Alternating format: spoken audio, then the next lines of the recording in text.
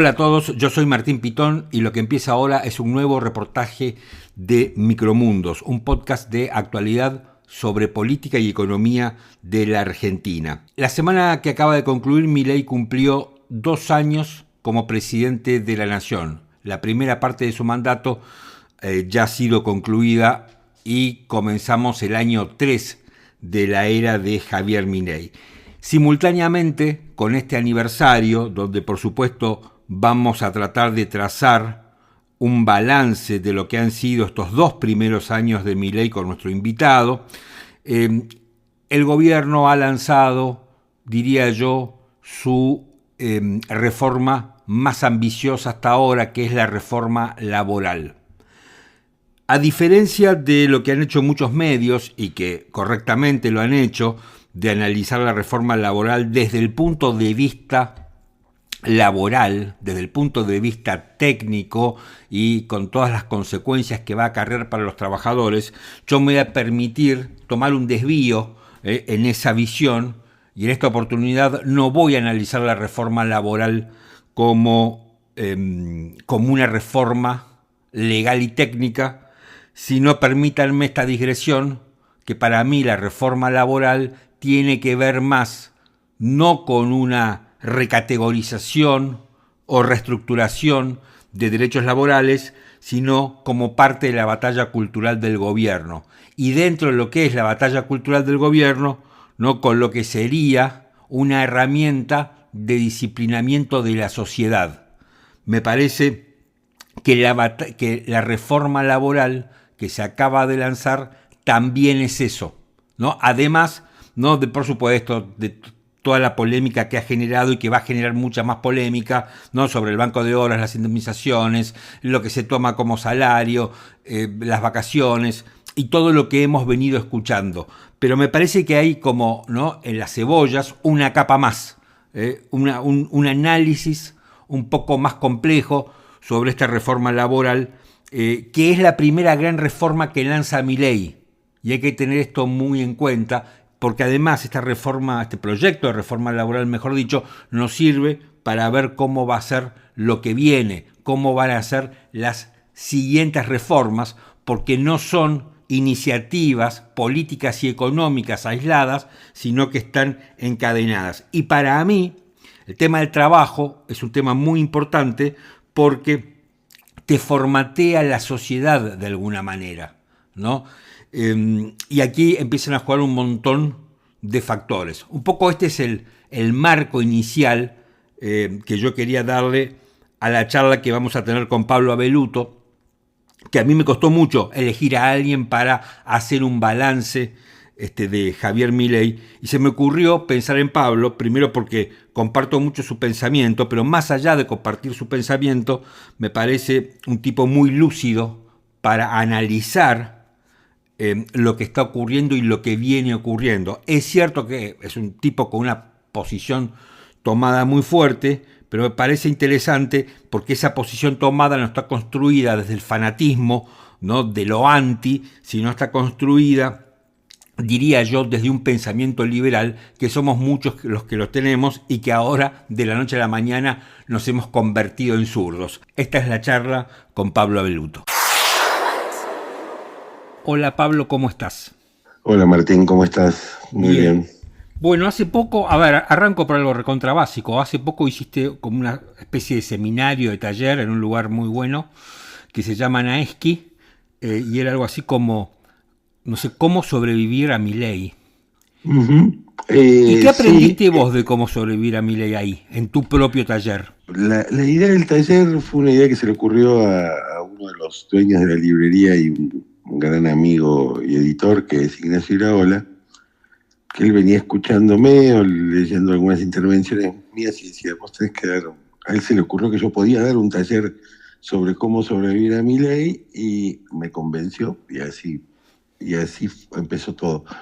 Y cuando me puse a pensar, en realidad Milei es una excusa, porque de lo que se trata es de cómo sobrevivir siendo fiel a uno mismo en un contexto en el cual las ideas o los valores o las cosas en las que uno cree y ha creído y pretende seguir creyendo, o pretende que lo representen, parecieran ya no estar de moda, y lo que estaba mal hasta hace un rato ahora está bien, y lo que estaba bien hasta hace un rato ahora está mal. Y pensé que esto que uno mismo, yo mismo había experimentado, probablemente le estuviera pasando de una manera u otra a otras personas, y se pudiera construir un espacio, una suerte de laboratorio, como yo lo llamé, donde pudiéramos analizar juntos la formación de los discursos autoritarios, la cuestión de la batalla cultural, cómo funcionan y cómo construyen las derechas sus narrativas políticas, culturales, y de alguna manera, a través de ejemplos tomados del cine o de documentos audiovisuales, poder entender de qué se trata todo esto que estamos viviendo, y sobre todo preguntarnos a nosotros mismos qué hacemos con eso, por lo menos y si estamos dispuestos a resignarnos, a decir, bueno, esto es la época ahora, y ya no son las cosas como eran antes, entonces... Pues, ¿Hola? O si hay espacio de regeneración. Te hago una pregunta. Consecuentemente, en base a lo que estás diciendo y a lo que uno está viendo, ¿por qué te parece que hay tanta gente, si tomo como, digamos, como dato objetivo el resultado de las elecciones, que en teoría está conforme con esto, con esto que está pasando ahora, con el gobierno de Milei, que muchos pensamos cómo hacemos para sobrevivirlo? Yo creo que hay algo que Milei en la Argentina, las derechas nuevas en general en el mundo, o sea, Kast en Chile, o Bolsonaro en Brasil, o Trump en Estados Unidos, Meloni, o el Frente Nacional en Francia, Vox en España, Orbán, bueno, el mundo se ha poblado de expresiones de una derecha bastante internacionalizada o internacionalista, tal como el propio presidente se ocupó de mostrarnos con su participación en la CEPAC y con sus invitados a su asunción y todo el asunto.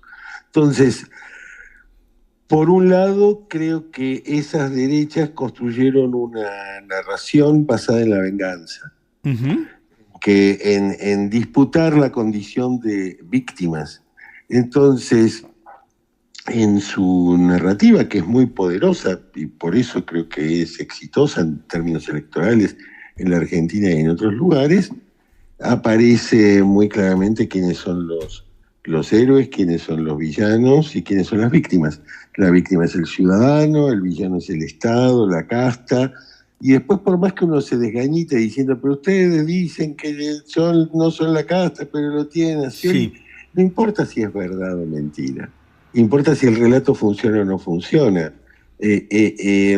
No, si el presidente dice que la Argentina, los indicadores muestran que redujo en tantos millones de personas la pobreza, y bueno, no es necesario ir a chequeado o chequearlo, porque el relato es más importante que los hechos. Ahora, digo, como pasa siempre en los gobiernos autoritarios, del signo ideológico que sean. Ahora, eso se da, digamos, porque hay una, digamos, nos agarró a todos una enfermedad colectiva que ya no nos interesó más nada, o es consecuencia del fracaso del orden anterior. Sí, bueno, es lo que vos decís, es lo segundo, sin lugar a dudas. La democracia acaba de cumplir 42 años y es para celebrarlo sin dudas, pero las deudas de la democracia también acaban de cumplir 42 años. Claro, sí. Y uno puede decir, es bastante tiempo.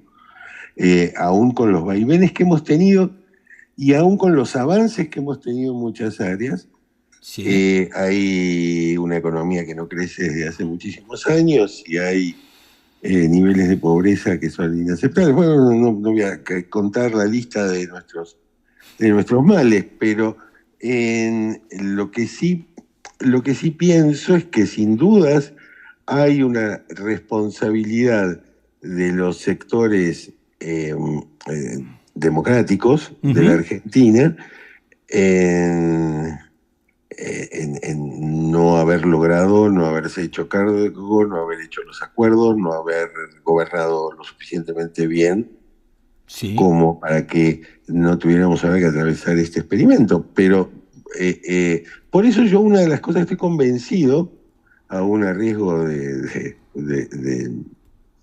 estar haciendo futurología, es que lo que suceda a Milei va a tener que ser tan nuevo como lo fue Milei. No hay una vuelta atrás del reloj. Y entonces no va a ocurrir eso.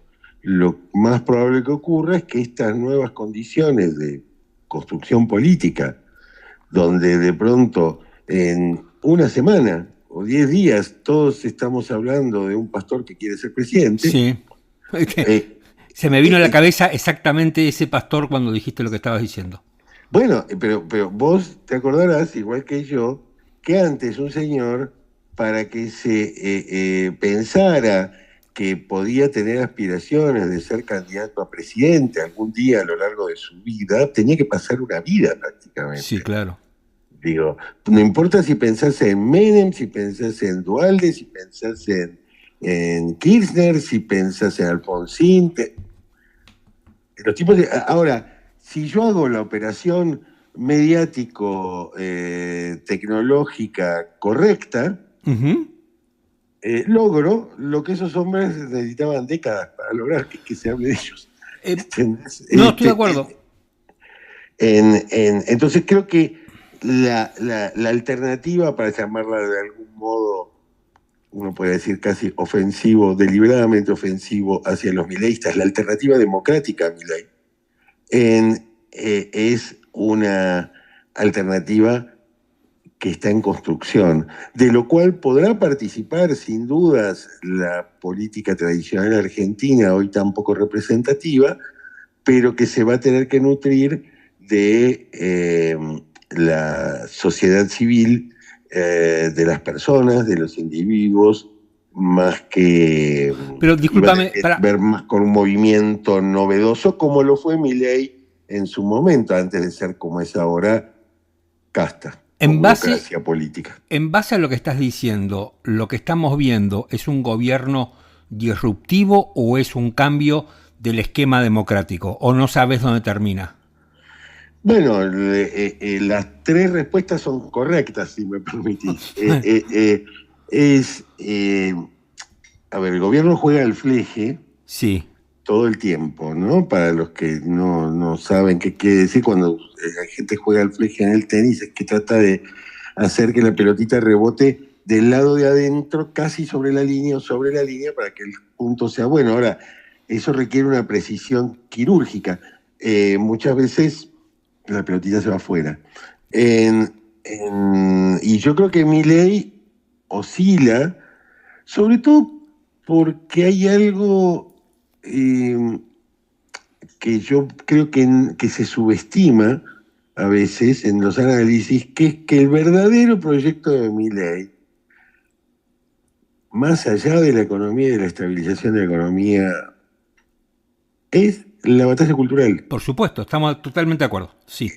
No es que él usa la batalla cultural, pero en realidad no cree mucho en él. No, él está convencido, como lo están los Laje y los Márquez de este mundo, de que son cruzados, que vienen ahí, como hay muchos en otros lugares del mundo también, que vienen a restablecer valores, a hacer una contrarrevolución, la contrarreforma, a restablecer los valores de Occidente que se han perdido. Digo, a mí eso es el verdadero proyecto de esta gente y bueno, obviamente yo estoy en contra de eso, pero me cuesta mucho cuando algunos tratan de cortar el sándwich y dicen, no, yo me quedo con la estabilidad económica. No, pero hermano, viene todo junto. Claro, es el paquete. Ahora, en ese contexto, yo estuve pensando bastante en lo que ha sido el tema de esta semana, que es el proyecto de reforma laboral. Y me parece que, a ver, que más allá de las cuestiones técnicas de la reforma laboral, se me ocurrió asociarlo con este ensayo que estuvo circulando bastante de Juan Carlos Torre, de Naides es más que Naides, donde habla de algo que es muy importante en la Argentina y que no se está viendo, que es esta pulsión a la igualdad que tenemos los argentinos a lo largo de la historia, que él hace un recorrido formidable. No sé si lo leíste. Sí. Bueno, ahora, él tiene un concepto que a mí me pareció muy interesante, que es el de la deferencia, ¿no? Que es aceptar que uno, digamos, es una sociedad prácticamente dividida en castas. Y me da la impresión que esa reforma laboral tiene que ver un poco con, digamos, con convertir a esa sociedad casi en casta, que esa reforma laboral no es simplemente un proyecto, digamos, laboral, sino que tiene que ver con esa batalla cultural a la que vos hacías referencia. Al 100%, sí, totalmente. Porque, punto uno, vos,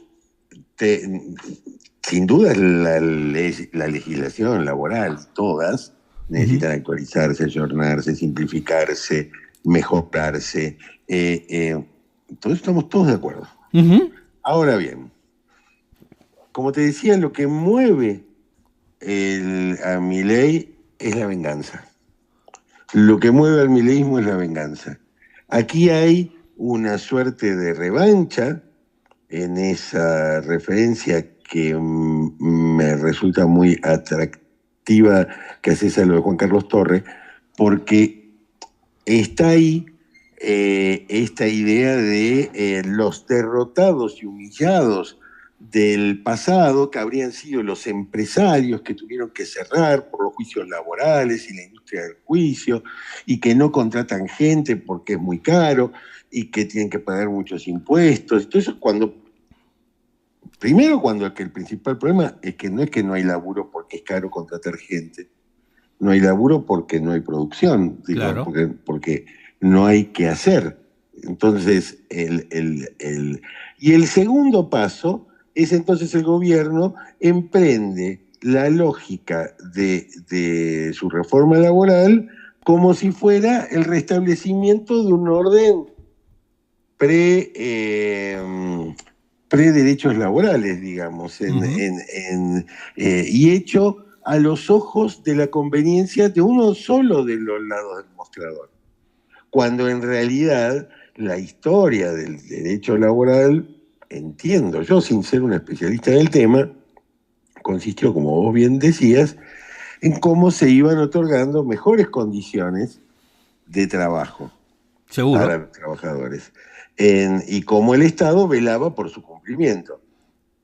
Acá el Estado no vela por su cumplimiento, pero en realidad la manera que considera el Estado que podría velar por su cumplimiento es eliminando algunos o muchos de esos derechos, empobreciendo las condiciones para los trabajadores. Y eso, al mismo tiempo que ocurre un terremoto debajo de nuestros pies, que es una transformación del trabajo tal como lo entendimos hasta antes de ayer o hasta ayer, es decir, con las plataformas, con el universo digital, con la inestabilidad, la precariedad y al mismo tiempo la libertad que todo eso trae.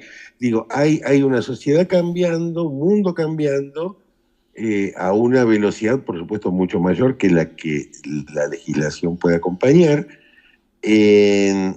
donde y al mismo tiempo hay una, a ver, puede sonar casi marxista lo que voy a decir, pero hay casi como una revancha de clase, ¿entendés? Pero es que... como que ellos lo viven así, pero no, pero no es que sea así, pero no es pero real. ellos lo viven como, bueno, entonces ahora no hay más horas extras. Sí, pero digo, a ver, no es real esa lucha. No, es una lucha imaginaria. Es imaginaria. Es como la de Toto Caputo con los comunistas. Claro. ¿Dónde están los comunistas? Es como Superman contra Lex Luthor, digo. Son ficciones, son narraciones. Y este gobierno, al poner a todos del lado de los comunistas y decir que hace 80 años que gobiernan los comunistas, sí. Es como inventa un fantasma que también lo trae del pasado, de la década del 50, cuando el comunismo podía, en todo caso, aspirar a la condición de amenaza para Occidente, pero ¿de qué comunismo? Ahora, ¿De qué comunismo estamos hablando? Digo, que el comunismo está en el mismo museo en el cual está el nazismo, en el cual está el fascismo, pero evidentemente al vos contradecir o construir un enemigo del pasado, también vos te estás convirtiendo en un enemigo del pasado. Ahora te hago esta pregunta. Vos hacías recién un comentario marxista, entre comillas. Yo déjame hacer un comentario gorila. Entonces, no, a ver, ¿significa que al final de todo este cuento la culpa es del peronismo? O sea, ¿es del peronismo por haber dejado de ser peronismo? No, yo creo que el argumento gorila tiene limitaciones. Digo, tiene una enorme ventaja, que es que, como suele pasar muchas veces con argumentos de la izquierda o con muchos de estos que usa Milei, que es que son simples. Hay un culpable, si el culpable no está más, muerto el perro se acabó la rabia. Digo, en la culpa de todo la tiene el peronismo, como la culpa de todo la tiene no sé quién, digo, los gorilas.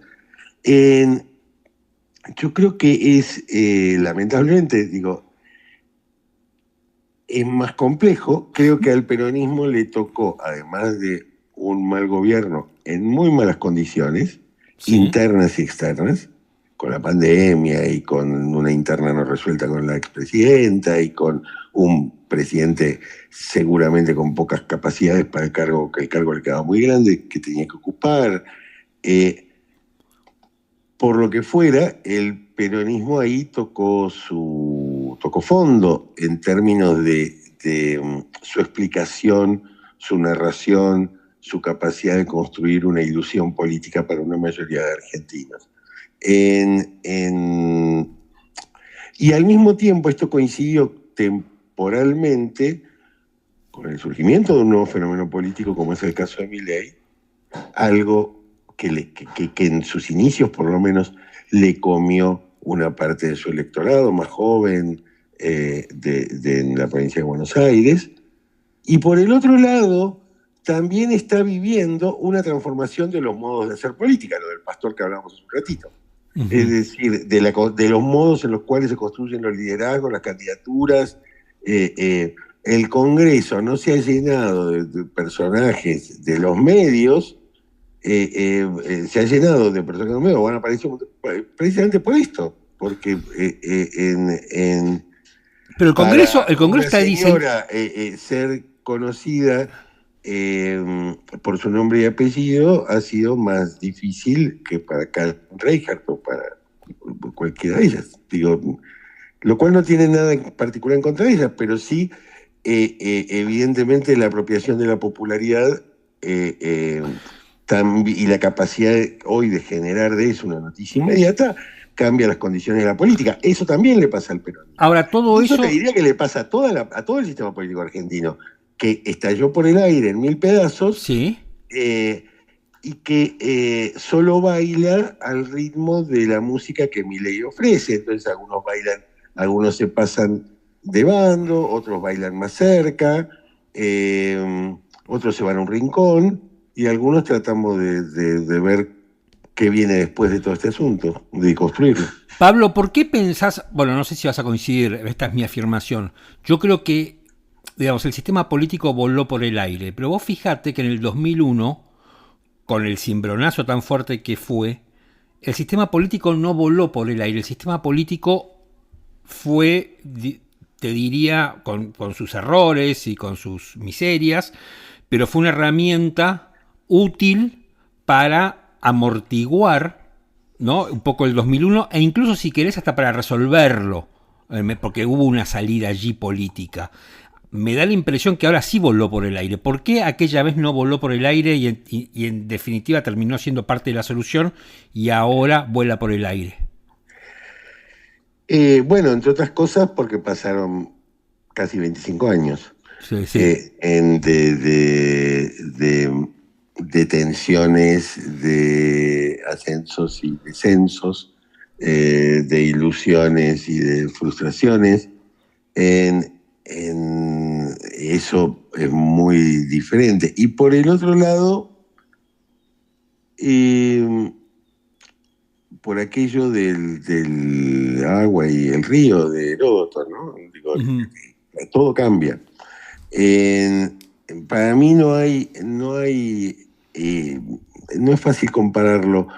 Creo que sí hay algo que está muy encarnado en la narrativa de Milei, se repite y que es eficaz hasta el momento en el que deja de serlo, que es el momento cenicienta de la Argentina, ¿no? El momento que antecede a la calabaza, el momento de la ilusión, el momento en el cual los argentinos están haciendo algunos, pero unos miles de argentinos estarán haciendo sus planes para conseguirse el pasaje para poder ir a Estados Unidos el año que viene a ver el Mundial. Sí.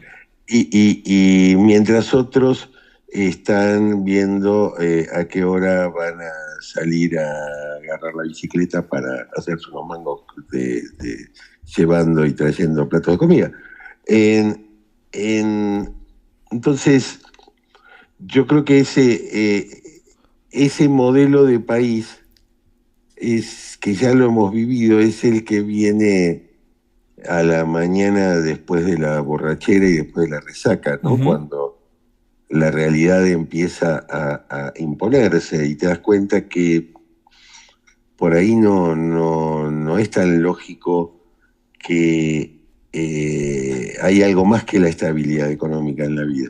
Y ahora hay trabajos que se pierden, y hay gente y fábricas que cierran, y gente que pasa de la clase media a los sectores populares, y más dificultades para salir de los sectores populares, más dificultades para acceder a bienes y a servicios que las que tenían hasta hace unos años, y eso termina generando una sociedad dual como la que hemos ido construyendo, pero de un modo más dramático, ¿no?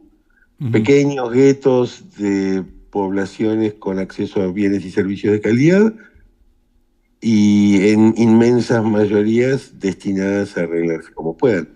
Déjame volver un segundo. Ese es el momento en el cual la carroza se convierte en calabaza. Déjame volver un segundo al ensayo de Torre y tomar tu concepto de cuando la carroza se convierte en calabaza. ¿No te da un poco de temor? Al menos a mí sí me da, o me lo pregunto. ¿Qué pasa cuando se despierte el gen igualitario mientras te quieren convertir en Perú? Bueno, va a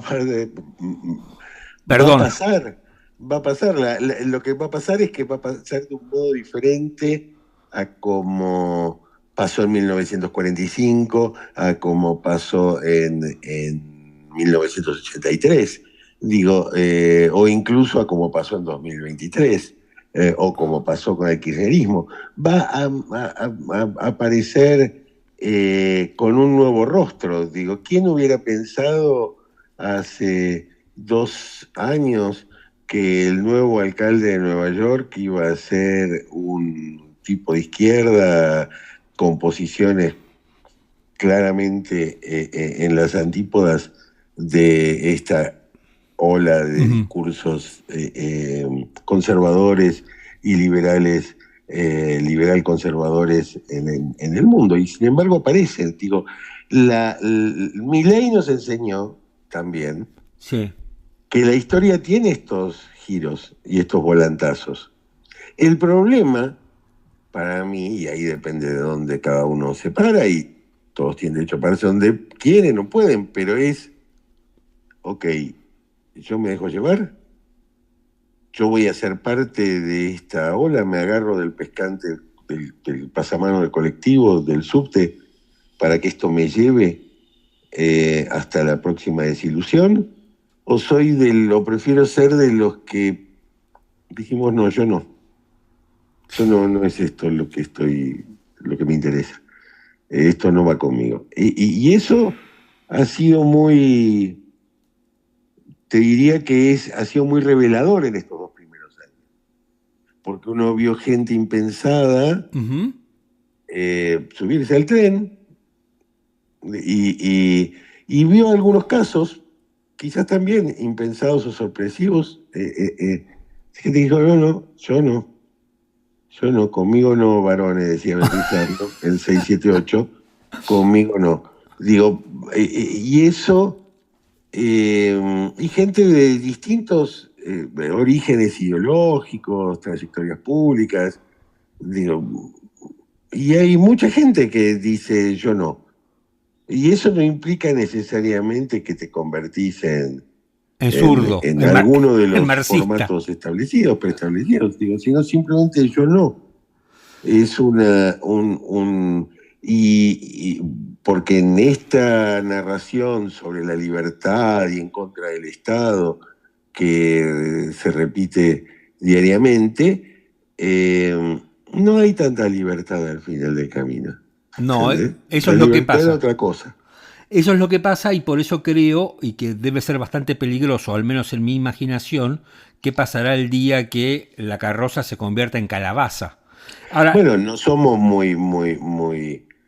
no da para ser muy optimista teniendo en cuenta las cosas que han pasado en la Argentina cada vez que eso sucedió. Porque además tenemos esa ventaja.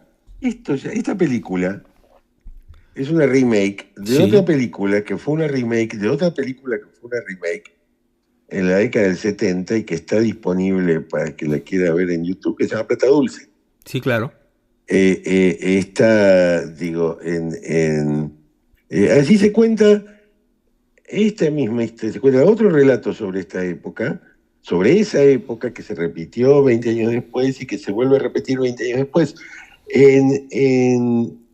y que forma parte a esta altura creo que una tradición argentina, solo que en lugar de, si fuera un metrónomo musical, en lugar de tener un ángulo más acompasado, Uh-huh. los procesos son vertiginosos y después de cada crisis dejan una situación muchísimo peor que con la que empezaron, porque es más gente en la pobreza y menor infraestructura para esa gente. Entonces, por supuesto está lleno de gente, y vos la conocés, que sigue ilusionada o que se volvió a ilusionar o que hoy... Sí, a mí lo que no me cierra nunca de mucha gente, porque ahora la grieta se corrió. Antes habíamos, digamos, éramos muchos los que estábamos en contra del kirchnerismo, por ejemplo. Y ahora, esos que estábamos, en muchos casos, en contra del kirchnerismo, Uh-huh. hay una grieta que se metió entre nosotros y yo con un tipo que antes coincidía en un montón de cosas, hoy no tengo nada que ver porque ese tipo me dice que yo soy comunista. Y vos decís, ¿pero dónde? Sí. Si yo no... ¿De qué me hablan? ¿Me entendés? Eso me pasa. Bueno, Como es te debe que pasar a el vos. piso ha cambiado. Porque, a ver, si a vos te interesaba estar a favor de posiciones liberales frente a un gobierno populista como el kirchnerista, se supone, uno espera que vas a tener las mismas posiciones cuando el gobierno sea un populista de derecha. Por supuesto, exactamente. Pero eso es un valor que tenés vos, que tengo yo y que tendrá otra gente, pero dado el espectáculo ante el cual hemos estado, donde el candidato de un partido pierde las elecciones y pasa a ser parte del gobierno y del oficialismo, como el caso de Patricia Bullrich, o de Luis Petri, digo, o sea, no es solo el contenido, es el juego que estamos jugando que está cambiando, donde nosotros jugamos con unas reglas y ellos juegan con otras. Entonces, que es algo de lo que un poco pasaba con el kirchnerismo. El tema principal es que el kirchnerismo hoy no gobierna la Argentina, Claro. gobierna a duras penas la provincia de Buenos Aires. Y es un kirchnerismo encima que está peleado con el kirchnerismo. Entonces, el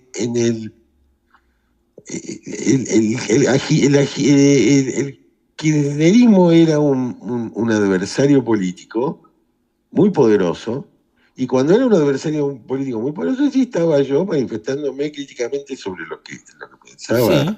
del kirchnerismo. Ahora, el kirchnerismo ya no gobierna, la responsabilidad que es de los que gobiernan hoy. Y si estaba mal que el kirchnerismo gobernara por decreto, está mal que Milei gobierne por decreto. Si estaba mal que el kirchnerismo cuestionara el periodismo, está mal que Milei cuestione el periodismo. Digo, no es que yo cambié o vos cambiaste. Yo No. estoy parado en el mismo lugar, solo que lo que giró fue la realidad, y giró de un modo vertiginoso, y sigue girando de un modo muy vertiginoso, donde creo que lo más seguro es aferrarse a los principios que no cambian, digo, y a las convicciones, y que el resto que haga lo que quiera. Ahora, pero Digo, yo disculpa. escuchaba gente que cuando Milei era candidato decía que las ideas de Milei eran malas, y después terminó con el gobierno de Milei, o gente que se escandalizaba con que prefería a Obama frente a Trump, y hoy son trumpistas de la primera hora, o liberales que están en contra de los derechos de los homosexuales. Digo, es decir, pero bueno, eso habrá que preguntárselo a ellos, por qué lo hacen, cuál es la consistencia. Creo que hoy lo que contrasta con ese modelo de hacer política son las convicciones, son los principios, son las cosas en las que uno cree.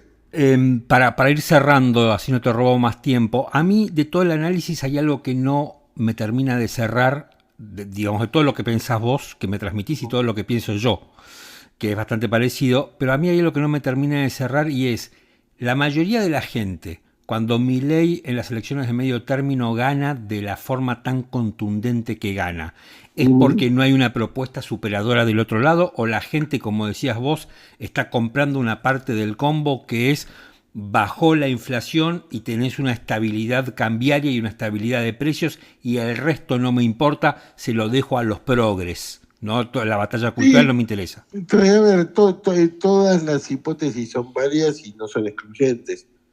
Creo que la principal, la que a mí más me preocupa, la que más me alarma, es la ausencia total de una alternativa mejor que Milei para ofrecerle a los argentinos. Creo que eso es, la política argentina todavía no lo construyó, y no parece muy ocupada en hacerlo tampoco. Y eso creo que es para mí lo más alarmante, pero no solamente por la figura de un candidato o de una persona, sino por el debate de ideas. Digo, a ver, ¿qué tenemos nosotros mejor que ofrecer? ¿Cómo lo haríamos? Creo que ese es, porque podemos, si no vamos a estar discutiendo todo el tiempo lo malo que es mi ley, como hemos discutido durante muchos años lo malo que es el kirchnerismo, pero de lo que se trata es de ganarles y de hacerlo mejor el trabajo. Entonces, por un lado, creo que esa hipótesis que vos planteabas es correcta. Por el otro lado, sin duda el modo venganza sigue, el modo castigo, el modo venganza sigue funcionando y dando resultados. El nivel de... Y además una explicación potencia a la otra. Es decir, es más fácil acompañar a un gobierno, aun cuando no tenga ni por asomo los éxitos que prometió y todo el tiempo esté corrigiendo sus metas. Supuestamente para esta época del año creo que ya no iba a haber inflación. Y ahí está, viva, Sí, por supuesto. más chica que antes, pero pero existente. Entonces yo lo que creo es que la responsabilidad de quienes no pensamos como el gobierno es inmensa, y al mismo tiempo el gobierno eso lo ayudó muchísimo para poder renovar su crédito, así como la confianza expresada por el gobierno norteamericano. En una sociedad que se caracterizaba por su antinorteamericanismo, a pesar de que de poder hacerlo le gustaba veranear en Miami, pero por el otro lado era una sociedad con un fuerte componente nacionalista. Pero esto también forma parte de lo que hablábamos al principio. Valores y conceptos que antes estaban bien y ahora están mal, o que antes estaban mal y ahora están bien. En otra época, la intromisión de un presidente extranjero de manera tan directa sobre la economía de un país, prestándole plata o comprándole sus pesos, era algo que hubiese generado un escándalo. Pero en esta época ya no lo genera. Uno puede quedarse enojado porque ya no genera un escándalo, o hacer el esfuerzo por tratar de entender esta época y de cómo logramos que las intromisiones extranjeras no tengan las características tan ridículamente groseras como las que vivimos en la etapa preelectoral. Pero vos fíjate que Trump hace política. Trump, vos citabas el caso del alcalde de New York. Se insultaron, se dijeron de todo. Y después se reunieron y dijeron, che, bueno, fue la campaña, sí. Trump se reúne con Lula, negocia con Lula y Milei no lo va a ver a Lula porque dice que es comunista. Digo, hay una alta dosis de infantilidad. Bueno, por eso te digo, no solo está el discurso, también está la capacidad de una persona para dirigir los destinos de una nación, o al menos los destinos de un inmenso aparato de políticas públicas y administración pública. Mira, yo que tuve la oportunidad de estar en un gobierno, no quiero hacer una crítica personal de Milei, sí, porque sí. Porque no es eso lo que me preocupa, pero está claro en su experiencia. Vamos a ver, no hablemos de sus condiciones psicológicas, hablo de su experiencia, sus antecedentes. Digo, si fueras el gerente de recursos humanos, no contratarías a ese señor para presidente de la República. No, claro que no. Claro ¿entendés? Que no. Pero bueno, los argentinos lo contrataron. Digo, hubo una irresponsabilidad, qué sé yo, algunos pensaremos que sí, otros que no. Pero lo que quiero decir es, no es está claro que es muy difícil para cualquier persona ocupar esa posición, en cualquier contexto, y posiblemente para algunas personas sea aún más difícil, sobre todo por la cantidad de variables que incrementan. Entonces vos tenés un grupo que es el señor, su hermana, digo, no sé, es como esos memes que dicen y que podía salir mal, ¿no? Claro, te hago la última y no te jorobo más y te lo prometo. Vos tuviste algo que ver con el libro Franco, ¿no? Sí, con la biografía de Franco Macri. De Franco Macri, que escribió Mauricio Macri. Yo no leí el libro, escuché muchos de los reportajes que dio Mauricio Macri promocionando el libro, escuché las críticas y esas idas y vueltas con el padre, y al mismo tiempo empecé a leer las memorias de Juan Carlos I, el rey emérito de España, que se llama Reconciliación, y me pasó lo siguiente, que es que es como el libro del rey, las memorias de Juan Carlos, es un poco, ¿no?, la contracara del libro de Macri, porque son críticas también, está la vida del tipo, pero hay muchas críticas que le hace el padre al hijo, ¿no? Y críticas Claro. muy parecidas, que se mezcla lo personal con el poder, ¿no? Uno es el poder empresario / político, como el de Macri, y otro es el poder político, cuando, bueno, el rey es sacado. ¿Qué pasa con las familias tan poderosas?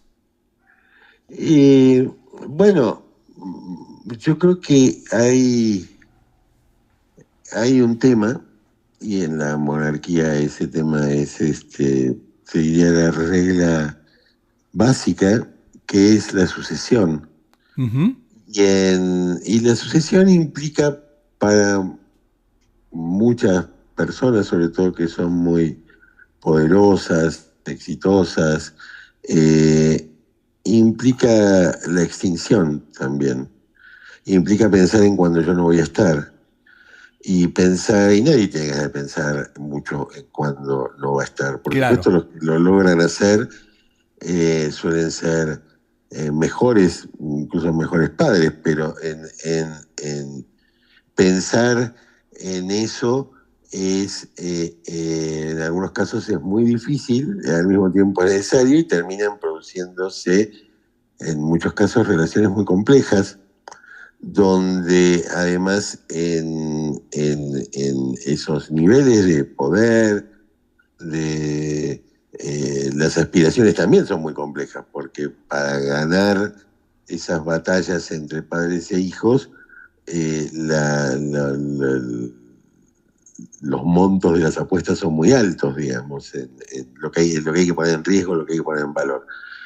Y creo que en el caso del libro de Macri sobre su padre, eso está muy presente y al mismo tiempo muy necesario para el hijo poder volcarlo en el papel y poder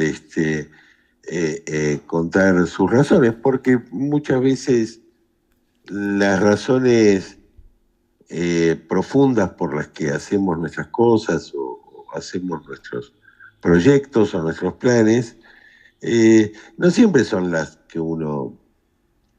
altruistas. Digo, a veces hay heridas que sanar,